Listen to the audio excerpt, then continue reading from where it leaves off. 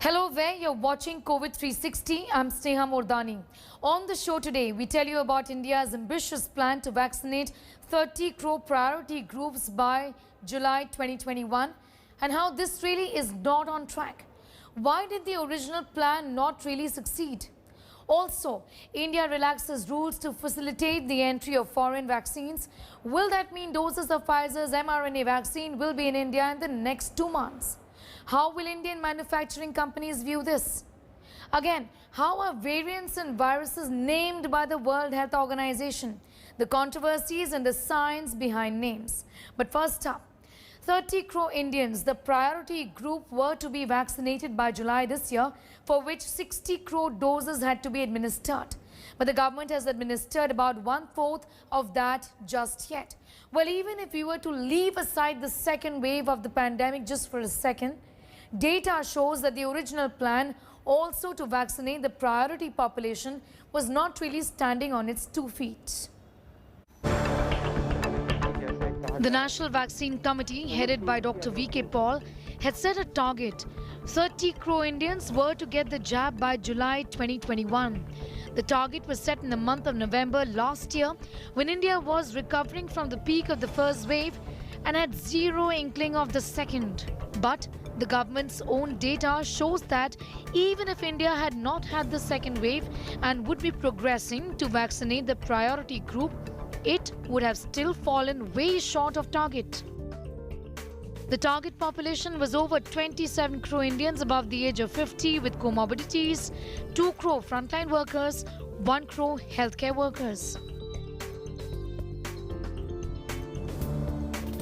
Take a look at how many doses have been given. 19.5 crore doses as opposed to 60 crore doses for 30 crore Indians by July if you look at both the vaccines having 2 doses. Those above the age of 45 have got 15.48 crore doses. 1.67 crore doses have been given to healthcare workers. Frontline workers have got 2.42 crore doses. The general adult population, who were not a part of this plan initially, have got 2.03 crore doses. It took us 5.5 months to vaccinate 195 million doses to these people in the priority group, and we have another 1.5 months remaining. So that means an average of 8 to 9 million doses administered to this particular group for the remaining days of this month, and that is simply not going to happen. That is because our production capacity for SII and BP combined is only 28 lakh per day at the moment. And their indicative production capacity, as they have told to the government, is only 28 lakhs every day for the rest of this month.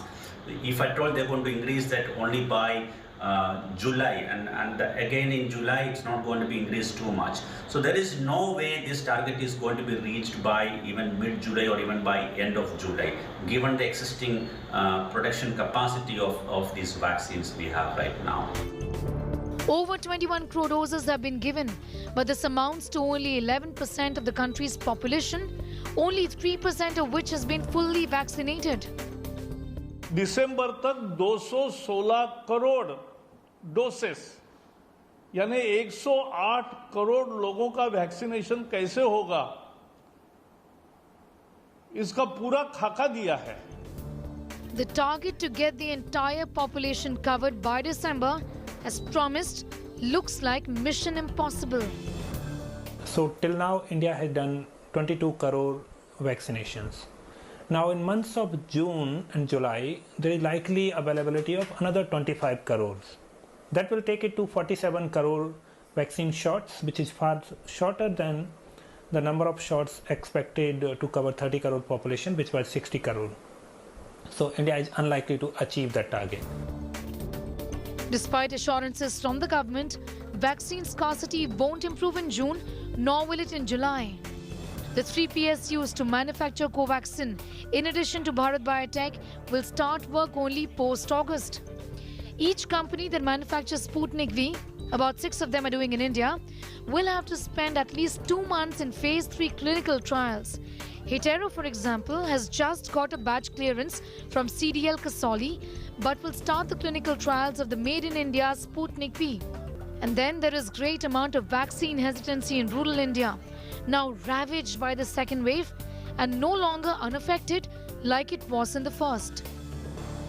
In the next 7 months, each month we have to do as many doses as we have done in the last 5 months. Over 200 million doses per month, around 7 million doses per day. Very challenging. Several issues with this. Where are the vaccines? There's inadequate manufacturing. We've been blocking the import of vaccines, so we don't have enough. The distribution, administering the vaccines has been incredibly slow. There's a lot of inequity in vaccine distribution. There have been technology barriers in COVID. There's a rural-urban divide in access. And of course, there's a difference in access for the privileged versus the underprivileged. There is a great deal of fixing that India needs to do in terms of addressing poor coverage, mismatch between targets and availability, as well as geographical disparities in coverage. To vaccinate everyone above 18 twice by the year 2022, by January, India would need at least 69 lakh doses per day. Well, at an average rate of 25 lakh doses per day, India would cover less than 30% of the 18-plus population by January 2022. Further, at the current rate, it would be 2023 till India can vaccinate everyone above the age of 18. In New Delhi, Sneha Mordani for India Today. The central government expects to vaccinate India's entire population above the age of 18 against COVID-19 by December this year, targeting 1 crore vaccinations per day from middle of July or August or so.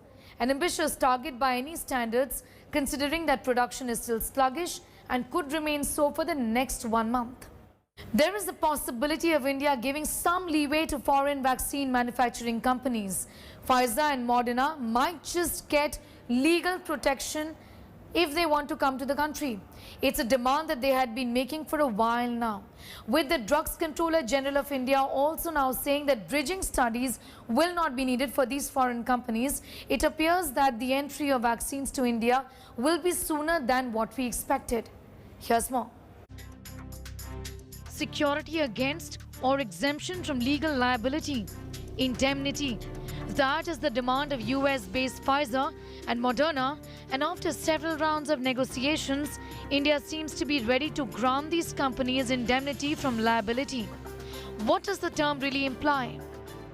This is obviously something that's done in emergency situations, depending on your need, the intensity of your need, and therefore you have to offer something extra by way of an assurance, if you like, a legal assurance. Pfizer enjoys indemnity in at least 116 countries where it delivers the jabs against COVID-19, which means that it cannot be sued for any adverse effects. India has so far not given any manufacturer indemnity against the cost of compensation for any severe side effects. Serum Institute of India too had pushed for legal protection before the rollout of Covishield. It got none. Arguments that Pfizer had to go back because India was belligerent about indemnity and bridging studies have their counter. One could always argue that retrospectively, if we had done away with the bridging studies in the past and said that you can just approve vaccines with the regulatory approval being there from, let's say, the foreign regulators, we should accept that and go ahead. But then there was a lot of concern that in our own population, we may have side effects which may cause problems which may not get picked up.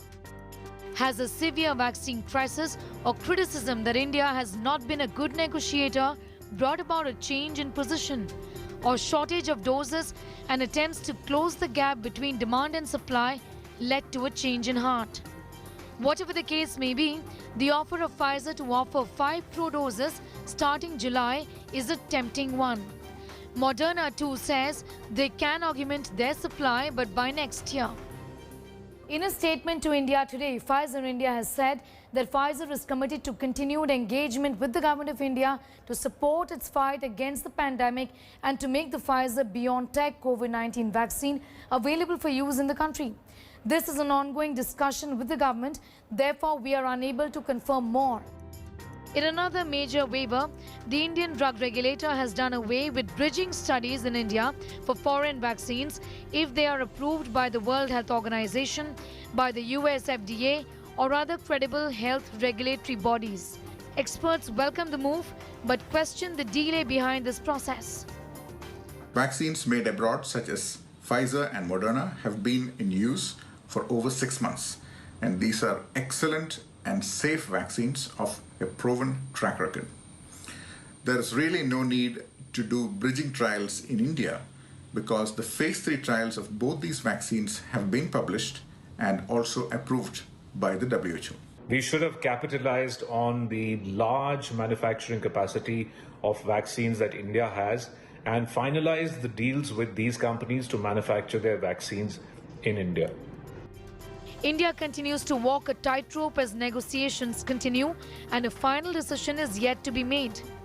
Already, sources within Indian vaccine manufacturing companies insist that if indemnity is granted to foreign companies, they too would expect a level playing field. Logistics and management of cold chain supplies from these vaccines could still need to be sorted out. For now, India may just have crossed the first of many hurdles to bring foreign vaccines to India. Pfizer's storage qualification that requires it to be refrigerated under minus 80 degrees also makes it difficult to be distributed in rural parts of the country, which is why the central government's focus right now is more to do with enhancement of production of the domestic manufacturers of vaccines in the country, and the government feels that that is where the real difference to India's vaccination drive will lie. With Anisha Mathur and Sneha Modani, this is Milan Sharma for India Today. The B.1.617, the variant of the novel coronavirus sequenced in India, is spreading globally. India's top scientists have predicted how this variant will be dominating the world. Unfortunately, we can see this already. This variant has a higher transmissibility and is spreading to more than 54 countries. Sequenced in India, but not necessarily an Indian variant, says India. Nevertheless, B.1.617, a variant of concern first found in India, is well on its way to dominate the globe. India had warned against it. Is this the most dominant variant in the country right now? Yes, by and large, it is either already the most dominant in state by state or it is rising. Given its advantage over the other variants in terms of being able to replace them because of high transmissibility, it will be a relatively safe guess to say that in time to come, this will be the dominant strain wherever it is not already. Pakistan has cases. Vietnam too has reported this variant. Victoria in Australia is getting locked down because of it. The list of countries affected by this variant is endless. The World Health Organization says, all in all, more than 53 countries have reported cases of this variant. The World Health Organization is also tracking 4 variants of concern in totality, which are often referred to by the country in which they emerged, a practice that India, among other countries, oppose. A virus does not necessarily respect them as long as people are moving. And the reason we are choosing not to say Indian variant is a correct one. The country that sequences a particular variant is not necessarily the place of origin. Okay. I mean, the B.1.1.7 could have been originated somewhere outside UK and could have been sequenced first in UK. One does not know. In fact, even the Spanish flu never originated in Spain. It probably started in China, somewhere over that, more than 100 years ago. One thing I can guarantee you, 617.2 is going to spread all over the globe, just like B.1.1.7 spread all over the globe. But as they say, what's in a name? The fact is that this variant has got the world worried. It is a variant of concern. Now, to be classified as a variant of concern, it must pose a risk to public health over and above the original Wuhan virus. This could be due to changes in transmissibility, disease severity, its ability to evade detection by viral diagnostic tests, reduced effectiveness of treatments, or an ability to evade natural or vaccine-induced immunity. The WHO is tracking 4 other variants of concern which are often referred to by the country in which they emerged. The B.617 viruses are divided in 3 lineages. It's B.1, .617.1, B.1.617.2 and B.1.617.3, of which B.1.617.2 has the highest transmissibility and reduced neutralization.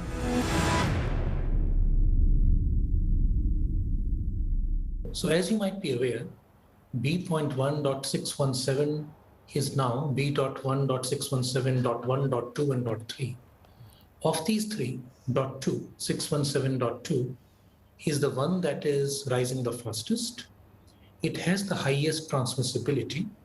By transmissibility, we mean how many people will one infected person infect. And you've all already seen that now entire families get infected compared to earlier. So 617.2 is more transmissible than other variants. And severity, however, does not so far appear to be clearly greater. We think that simply a very, very large number of people got infected, which is why we saw a total number of severe cases also going up. Now, as the numbers are coming down, the average severity does not seem to be any greater than it has been in the past. Will vaccines work against the B.1.617 variant? A recent UK study has found that the Pfizer-BioNTech COVID-19 vaccine was 88% effective against this variant 2 weeks after the second dose. 2 doses of the AstraZeneca vaccine were also 66% effective against this variant. Experts say it is important for vaccination to continue. The idea is to ensure that maximum amount of inoculations happen while there are low levels of virus circulating, so that the new variants do not emerge that and subvert the vaccines. The higher the levels of virus in the population, the more likely it is that a vaccine evasive variant will emerge. In New Delhi, Sneha Mordani for India Today.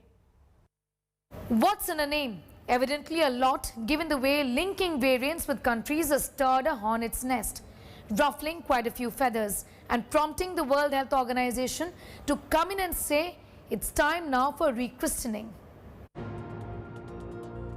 B.1.1.7, B.1.617, P.1 or B.1.351.